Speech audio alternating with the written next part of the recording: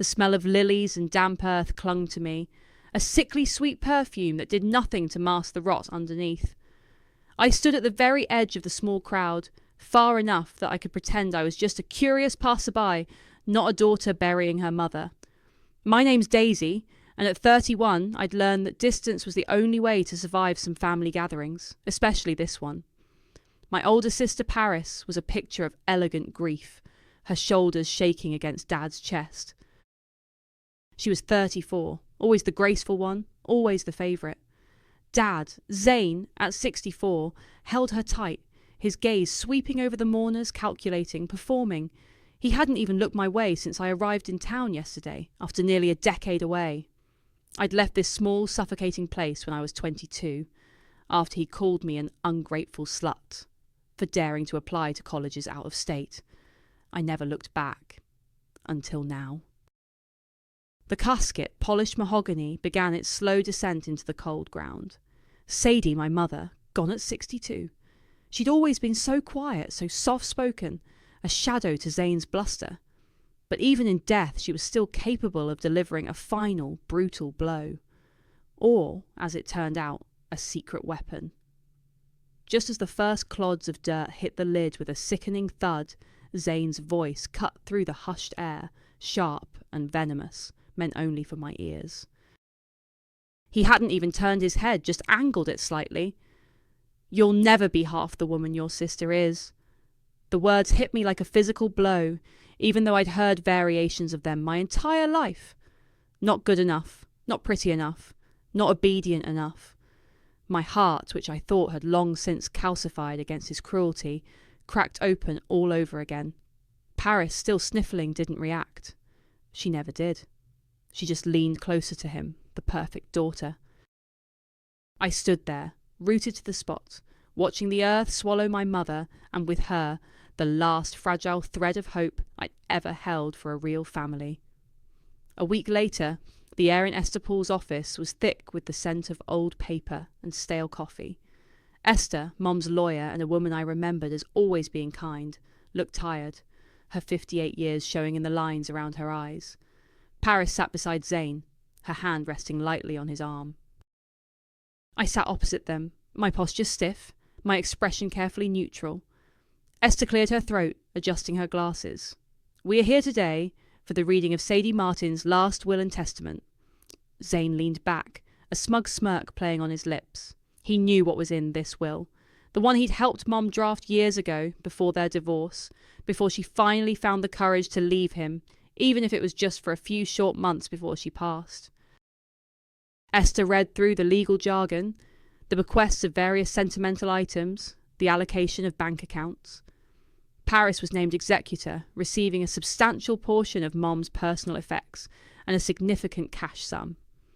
Zane, as the recently divorced spouse, was explicitly excluded, which made him twitch, but he quickly regained his composure. Then came the part I'd been bracing for. "To my daughter, Daisy Martin," Esther read, her voice flat, "I leave my gratitude for her independence and strength. No material assets are specifically bequeathed to Daisy in this document. Nothing. Absolutely nothing. Not even the worn leather-bound poetry book Mom used to read to me, or the antique locket I'd admired since I was a little girl." Paris looked away, her gaze fixed on a spot on the wall, avoiding my eyes. Zane, though, couldn't resist. He met my gaze, his smirk widening into a full-blown, triumphant sneer. It was a clear message. "You are worthless. You are nothing.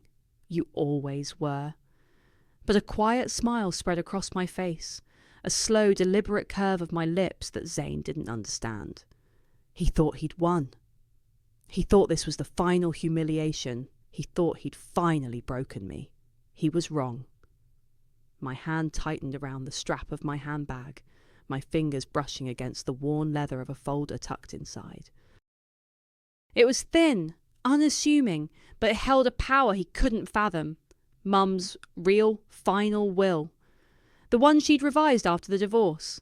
The one she'd never mentioned to anyone, not even Paris. The one that was about to turn his world and everything he thought he controlled completely upside down. The next morning, the smell of old paper was less oppressive in Esther Paul's office. It was just Esther and me this time, the heavy oak door closed, shutting out the ghosts of yesterday's humiliation.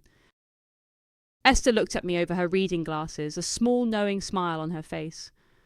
"So, Daisy," she began, her voice softer than it had been during the formal reading, "you have the other will." I pulled the thin folder from my bag, sliding it across the polished desk. "Mum gave it to me right after her divorce was finalised.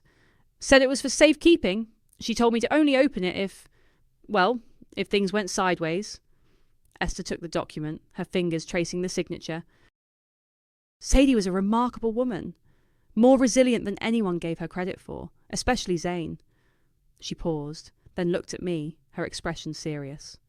"This trust, Daisy, is airtight. Your mother worked tirelessly with me to ensure it. The house, all the primary bank accounts, the land, it's all legally yours, effective immediately upon her death." A strange mix of vindication and disbelief washed over me. The house. The place where I'd spent 18 years feeling like an unwelcome guest. The place Zane had always lorded over us.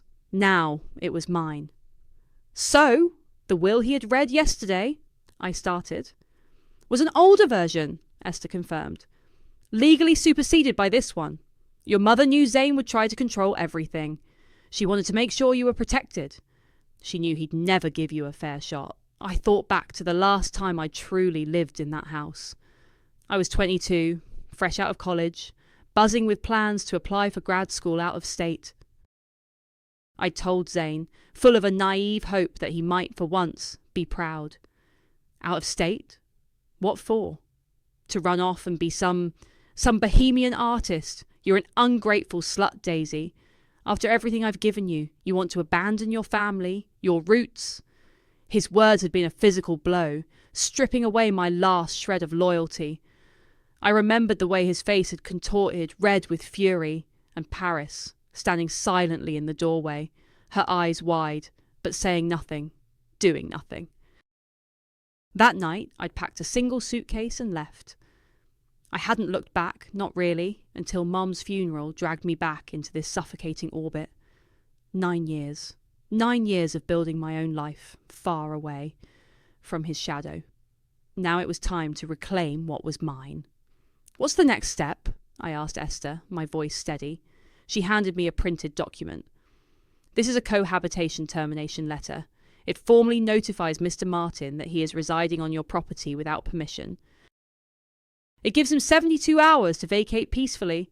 If he doesn't, we involve the sheriff's department." My hand trembled slightly as I took the paper. 72 hours. 3 days to turn Zane's world upside down. I drove straight to the house, the familiar brick facade looking less imposing, more like a cage I was about to unlock. Zane's car was in the driveway. I walked up the steps, my heart thumping a strange rhythm of fear and exhilaration. I rang the bell. He opened the door, his eyes narrowed, still riding the high of his perceived victory from yesterday. "What do you want, Daisy? Haven't you caused enough trouble?" I didn't say a word. I just held out the letter. He snatched it, his brow furrowing as he read the first line. His face drained of colour, then flushed a furious purple. "What is this? This is a joke! This house is mine!" he roared, crumpling the paper in his fist. "It's not," I said, my voice calm, almost bored. "It's legally mine now. You have 72 hours to vacate the premises. If you're not out by then, I'll have the sheriff escort you." His jaw dropped, then snapped shut.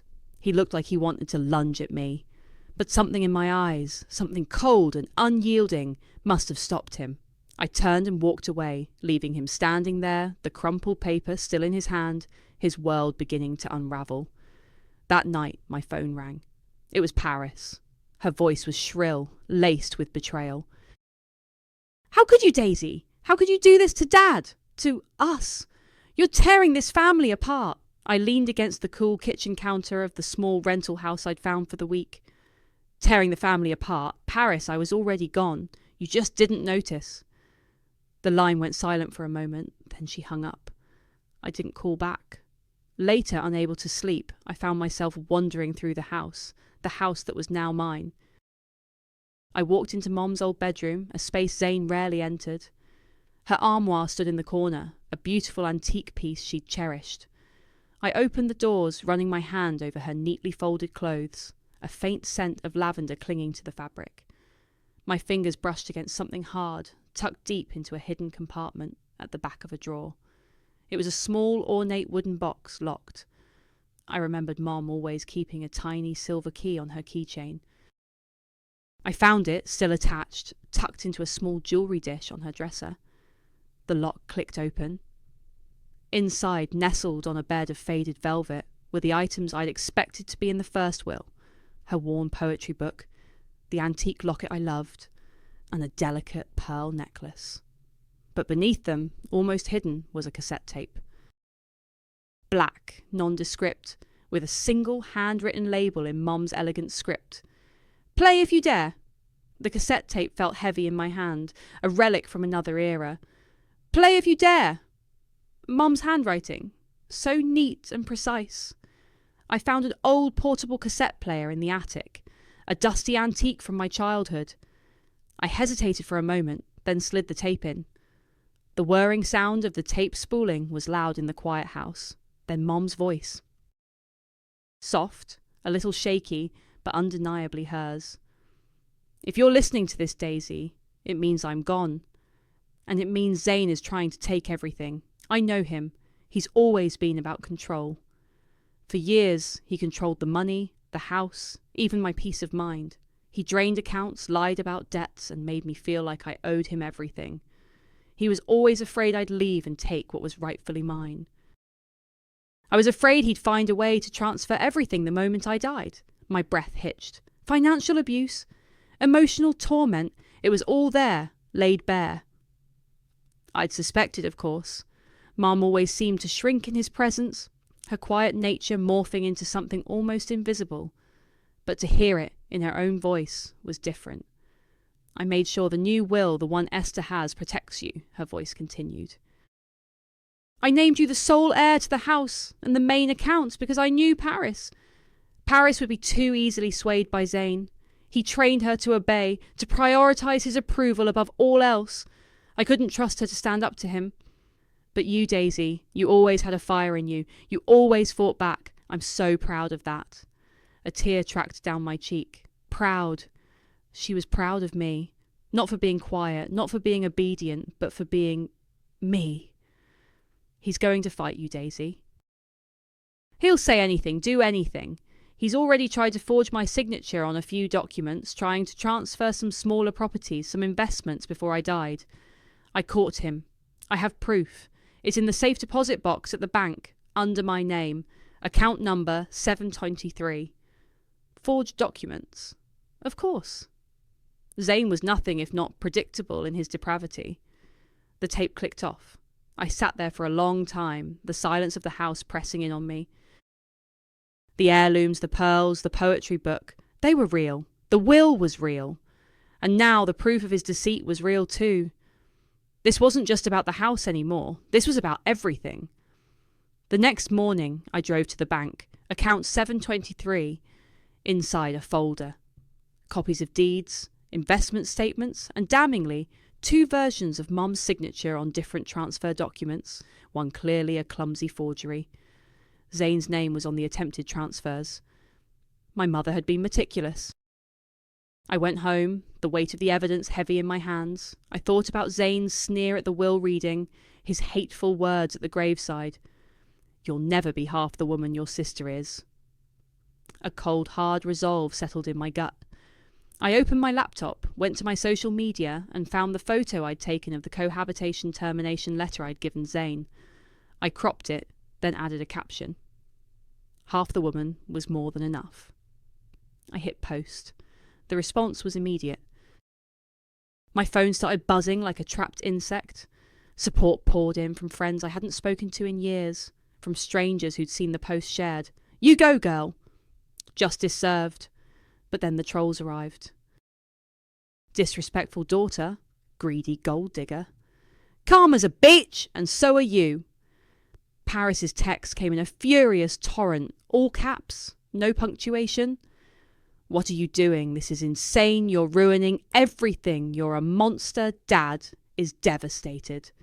Neighbourhood gossip, I knew, would be working overtime. This was a small town. Everyone knew everyone. And now everyone knew about the Martin family drama. Good. Let them know. 72 hours came and went. Zane didn't leave. He didn't even acknowledge my presence. He just stayed put, defiant. On the morning of the 4th day, I called Esther. He's still here. I expected as much, she said calmly. The sheriff's department is aware. They'll be there soon. I waited. The minutes crawled by.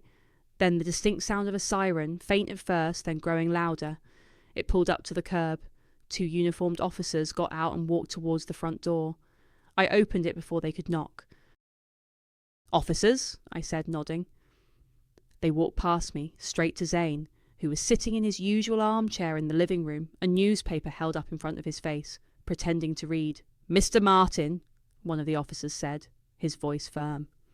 We have a legal order for your immediate eviction from these premises. The property is no longer yours. Zane slowly lowered the newspaper, his eyes cold and hard, fixed on me. This house is mine, he snarled, his voice low, menacing. You're nothing but a vengeful brat. You think a piece of paper changes anything? I built this life. I stepped forward, meeting his gaze head on. My voice was quiet, but it cut through the tension in the room. No, Zane. You controlled this life. You never built anything but resentment. And now your time here is over. I paused, letting the words hang in the air. See you in court. The courtroom air was dry and stale, smelling faintly of old wood and nervous sweat. It had been a long 2 weeks since the sheriff's visit. 2 weeks of legal filings, motions, and Zane's increasingly desperate attempts to delay the inevitable. Now here we were. Daisy Martin, 31, suing Zane Martin, 64, for unlawful occupancy and document tampering. Esther Paul, 58, stood beside me, a quiet pillar of strength. Zane sat at the defence table, his face a mask of indignation, flanked by a slick-haired lawyer I didn't recognise. He kept shooting me venomous glances, as if my very existence was an affront. Esther began, calmly laying out the facts. The new will, legally executed and binding. The trust. The clear chain of ownership. She presented the cohabitation termination letter, the police report from the eviction attempt. Then, the real bombshell. The evidence from Mum's safe deposit box. The forged documents, the clumsy attempts to transfer property out of Mum's name before her death. Mr. Martin, for years, controlled every aspect of Sadie Martin's financial life, Esther stated, her voice clear and unwavering. He believed he owned not just her assets, but her very will. This case is not just about property. It's about a man who refused to acknowledge that he didn't own what he always controlled. Zane's lawyer sputtered objections. But the judge, a stern woman with no patience for theatrics, waved them away. Then came the cassette tape. Esther played a short, damning excerpt from Mum's recording. Mum's voice, explaining Zane's financial abuse, her fear of him transferring property, her explicit naming of me as the sole heir because she couldn't trust Paris. The courtroom was silent, save for Mum's soft, resolute voice. Zane's face went from purple to ashen. The defence tried to paint me as a vengeful, greedy daughter manipulating a grieving mother. They called Paris to the stand. Paris, 34, walked to the stand, her head held high, looking every inch the dutiful daughter. She wore a simple black dress, a picture of sorrow. My heart ached, a familiar pang of longing for a sister who would stand by me rather than against me. Ms. Martin, Zane's lawyer began, can you describe your relationship with your father? My father and I have always been very close, Paris said, her voice soft, almost a whisper. He's always been a loving, supportive parent. I clenched my jaw. Loving? Supportive? The man who had verbally abused me for years, who had called me an ungrateful slut for wanting a life of my own, the man who had just tried to steal everything from our dead mother. And your relationship with your sister Daisy, Paris hesitated, glancing at me. Her eyes held a flicker of something I couldn't quite decipher. Pity? Guilt? Daisy and I, we've always been very different. She left home a long time ago. She's always been rebellious. She's never understood our family's values. Did your mother ever express any concerns about your father's financial dealings? Paris shook her head. No. My mother trusted my father implicitly. She relied on him for everything. She was a very gentle, trusting person. A sharp, painful gasp escaped me, quickly stifled. Trusting. My mother, who had secretly recorded her fears, who had meticulously documented Zane's forgeries, who had explicitly stated she couldn't trust Paris. The betrayal was palpable, a bitter taste in my mouth. She wasn't just testifying in his favour, she was actively lying, erasing Mom's truth. Esther's cross-examination was brief, cutting through Paris's carefully constructed narrative. She simply replayed the part of Mum's tape where she stated she couldn't trust Paris, then asked, Miss. Martin, is your mother's voice on this tape? Paris's face crumpled. Yes, she whispered, barely audible. She was dismissed shortly after. The judge's verdict came swiftly. Based on the overwhelming evidence presented, including the legally executed trust and the compelling testimony of the deceased Sadie Martin, this court finds in favour of the plaintiff, Daisy Martin. Mr. Zane Martin is hereby ordered to immediately vacate the property located at address, if I had one, but I don't, so I'll just say the property, with no further delay. Furthermore, the court finds evidence of attempted document tampering, which will be referred to the appropriate authorities for further investigation. A wave of relief washed over me, so potent it almost buckled my knees. I won. I actually won. However, the judge continued, her gaze sweeping over the courtroom, given the familial nature of this dispute, and the clear emotional distress involved, I strongly encourage both parties to pursue family mediation. This is a family, and while legal battles can resolve issues of property, they rarely heal the deeper wounds. I barely registered the judge's last words. All I could focus on was Zane's face, contorted in a silent scream of rage and disbelief as the bailiffs approached him. He was being escorted out from my house. I walked out of the courthouse, the afternoon sun feeling strangely bright. The air, though still dry, felt cleaner, lighter. I had done it. I drove back to the house, the one that was now truly mine. The front door was slightly ajar. A cold knot formed in my stomach. I pushed it open slowly. The house was silent, too silent. I walked through the living room, then the dining room. Nothing seemed out of place. I went to Mom's bedroom, the room where I'd found the hidden box. The armoire doors were open. I walked closer. The hidden compartment was still there. The poetry book, the locket, they were still there. But the small, velvet-lined space where the pearl necklace had been? Empty. The pearls I was promised since childhood. Gone. The missing pearls hit me harder than the court verdict, harder than Zane's sneer. It wasn't the monetary value, it was the blatant, petty theft of something deeply personal. Something Mum had specifically left for me in her hidden will, a symbol of her love and trust. And there was only one person I suspected. I drove straight to Paris's house. Her husband, Frankie, 37, answered the door, looking as aloof and disinterested as ever. He was a tall, thin man, always seemed to be somewhere else mentally. Daisy, he said, a flicker of surprise in his eyes. Paris is busy. I need to talk to her, I stated, pushing past him into the immaculate foyer. The house was spotless, a testament to Paris's need for order, for control. Paris, 34, appeared from the living room, her face pale, her eyes red-rimmed. She'd clearly been crying.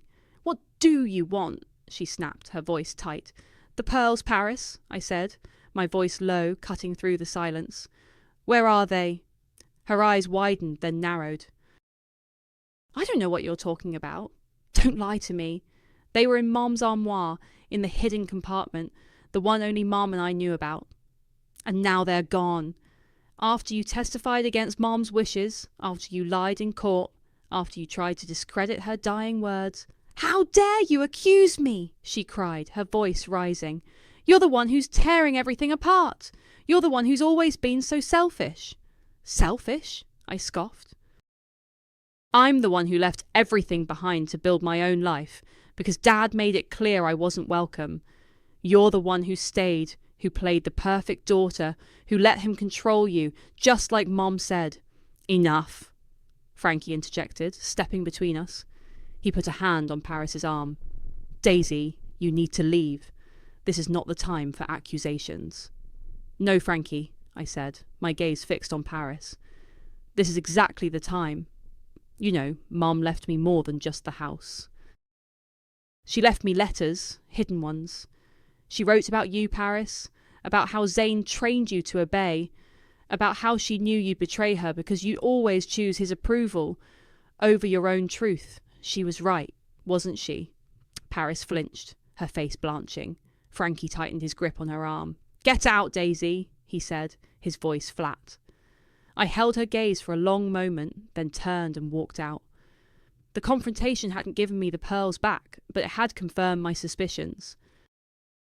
Paris was complicit, just as Mum had said. Back at the house, I started to work. The attic. It was a dusty, forgotten space, filled with boxes of old memories. I began to sort through them, not just cleaning, but curating. I found old report cards, my childhood drawings, faded photographs. I found Mum's old journals, filled with her elegant script, detailing her quiet struggles, her small joys.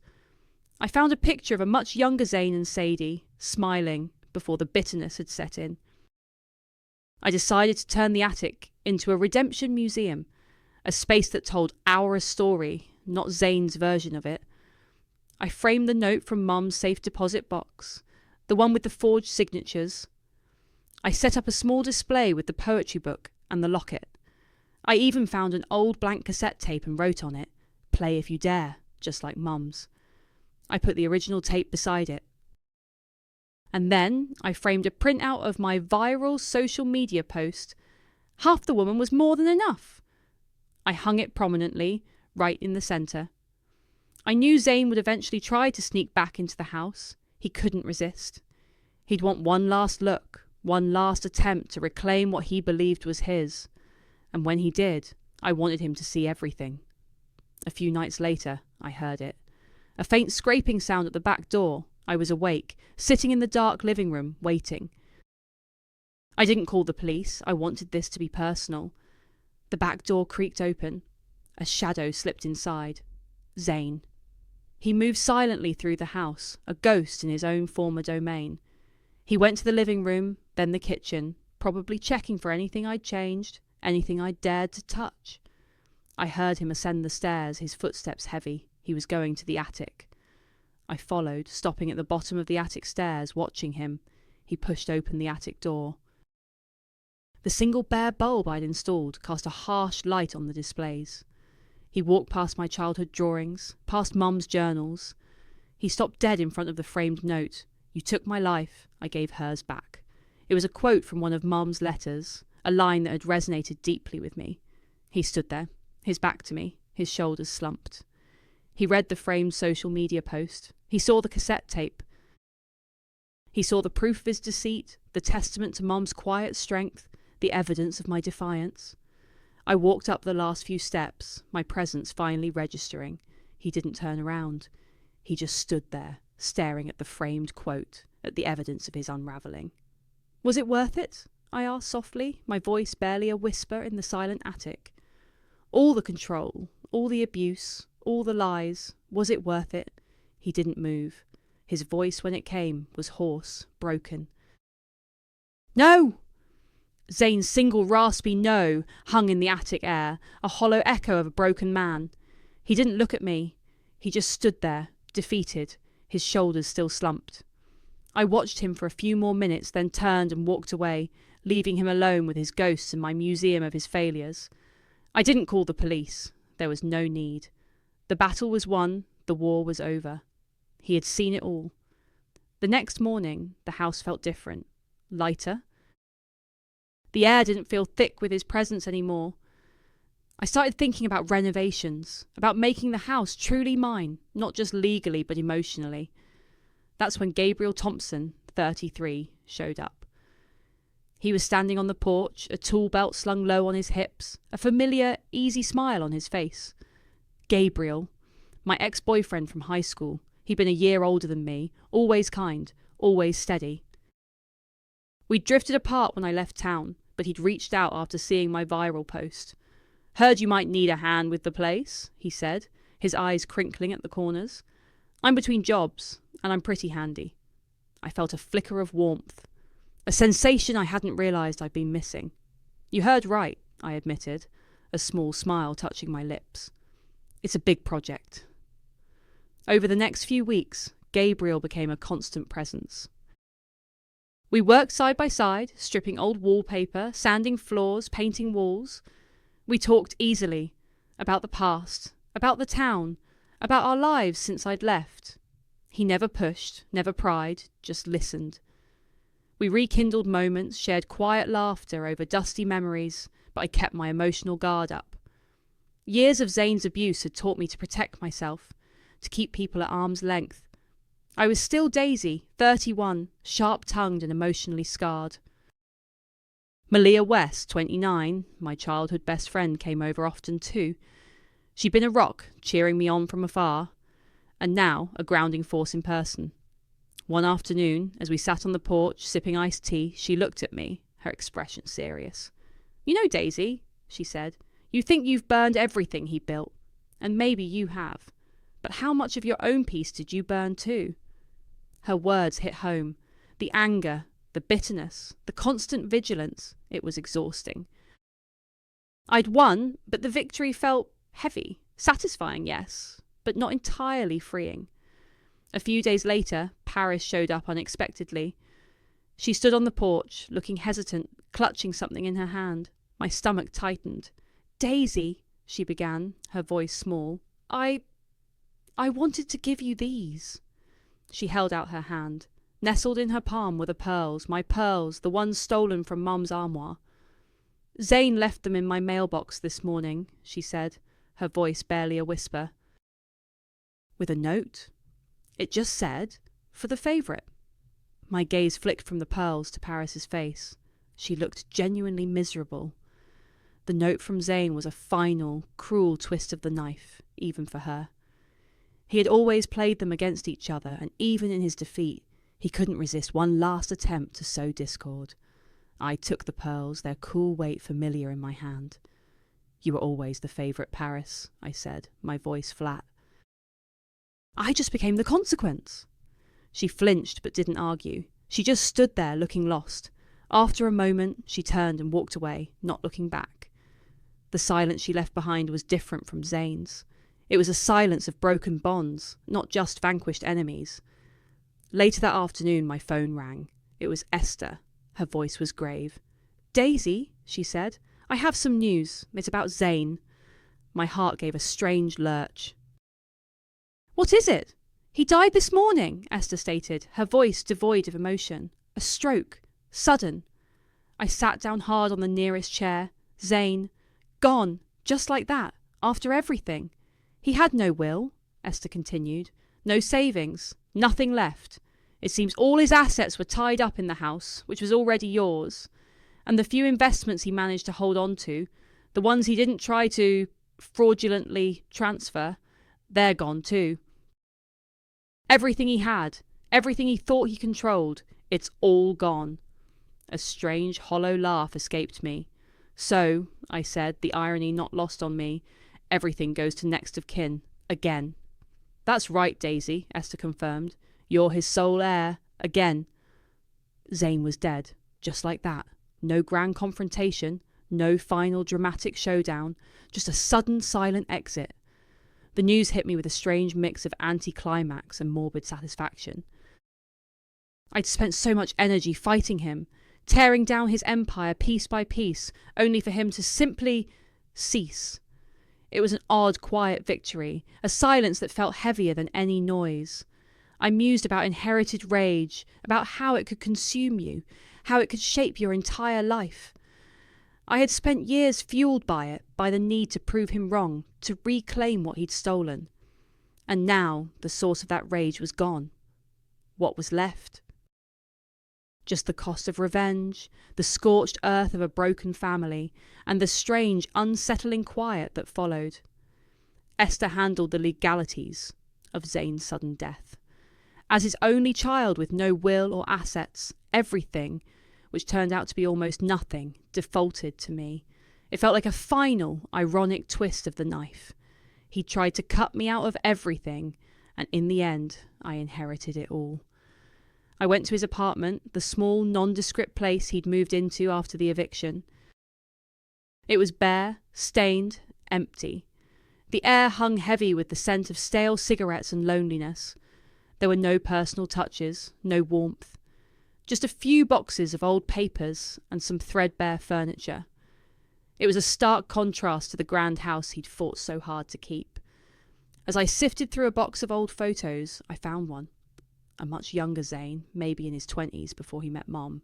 He was smiling, genuinely, his eyes bright, unburdened.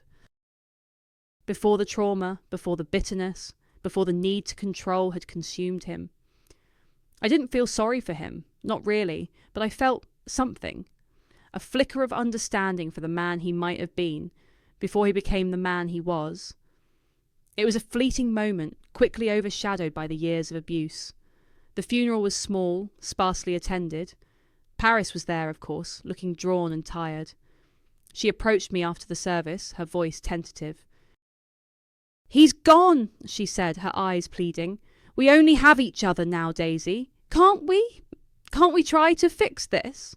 I looked at her, at my older sister, the one who had always chosen his approval over our bond, the one who had lied on the stand. "You had me, Paris," I said, my voice flat, devoid of emotion. "And you chose him." She flinched, her shoulders slumping. There was nothing more to say. The chasm between us was too wide, too deep. It wasn't just Zane's death that separated us. It was years of his influence, years of her complicity. I knew I couldn't share the house with her, not after everything. The thought of her presence, a constant reminder of the past, was unbearable. So I called Esther. I wanted to organise a buyout, a formal agreement that would ensure Paris never stepped foot in the house again. It wasn't about the money, it was about drawing a final, uncrossable line. Esther, ever practical, understood. She started the paperwork. My final act of revenge came during the visitation. The funeral home was quiet, just a few distant relatives and business acquaintances. Zane lay in the casket, looking strangely peaceful, a stark contrast to the raging man I'd known. I approached the open casket, a small framed photo hidden in my hand. It was the printout of my social media post. Half the woman was more than enough. The one that had gone viral, the one that had started it all. With a quick glance around, ensuring no one was watching, I slipped the framed photo into the coffin, tucking it under his folded hands. A silent final message. He would take that truth with him. As I walked out of the funeral home, my phone buzzed. It was Gabriel. He wanted to talk. About us. About the future. Then, another buzz. A text from an unknown number. "I'm a reporter. I saw your viral post. I'd like to hear the full story." I looked at my phone, then at the quiet street, then back at the house, my house. The door was slightly ajar. I walked up the steps, pushed it shut, and locked it. Literally. The house finally felt like home, not just legally, but deep down in the marrow of my bones. After Zane's quiet departure from this world, the renovations picked up speed.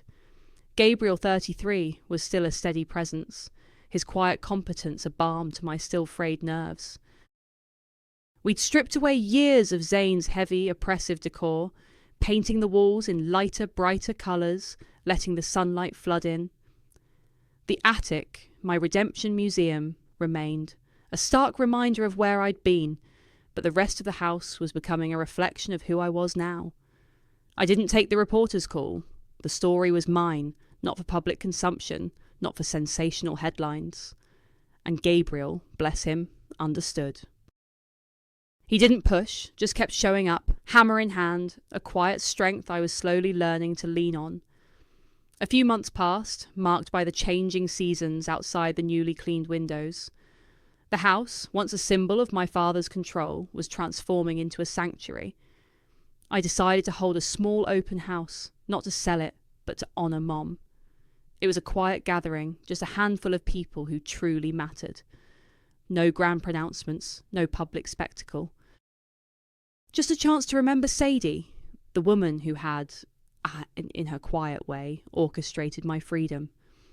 As I walked through the rooms, watching Malia, 29, chat with Esther, 58, and Gabriel laugh easily in the kitchen, I thought about karma.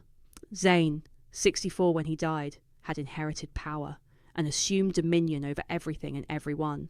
He'd lost it all, dying with nothing but a final bitter note from me tucked into his coffin. Paris, 34, had inherited control, the golden child status, the illusion of familial harmony. She'd broken it, choosing loyalty to a tyrant over truth, and now our bond was shattered beyond repair. And me, Daisy, 31, I had inherited nothing. Not in the first will, not in the eyes of my father. I had been cast out, dismissed, told I would never be enough. But I had built it all myself, my independence, my resilience, my life away from his shadow. And then, through my mother's quiet strength, I had reclaimed what was rightfully ours. It wasn't an inheritance of wealth, but an inheritance of justice. Esther had confirmed that Zane's estate, what little he had left outside of this house, which was already mine, would legally be split between Paris and me. It was almost nothing, a few old accounts, some minor personal effects, but it was still a tie, a reason for Paris to maintain contact. I couldn't stomach it. I wanted a clean break, a final, uncrossable line. So I worked with Esther to formalise a buyout. I offered Paris a sum for her share of Zane's meagre remaining assets, enough to make it worth her while to sign away any and all future claims to his estate, and by extension, any reason to ever step foot in my life, or this house, again. She took it. The silence from her side was absolute now, a quiet finality that felt both sad and necessary. That evening, after the small open house, I cooked dinner for Malia, Gabriel, and Esther. The table was set simply, the food homemade, the laughter genuine. It was a small gathering, but it felt like everything.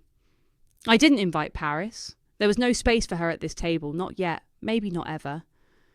As we ate, bathed in the warm glow of the dining room lights, I looked around.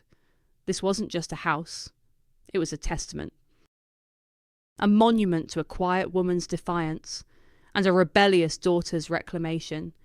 They tried to bury me in silence, but I was always my mother's daughter, and she didn't leave quietly either.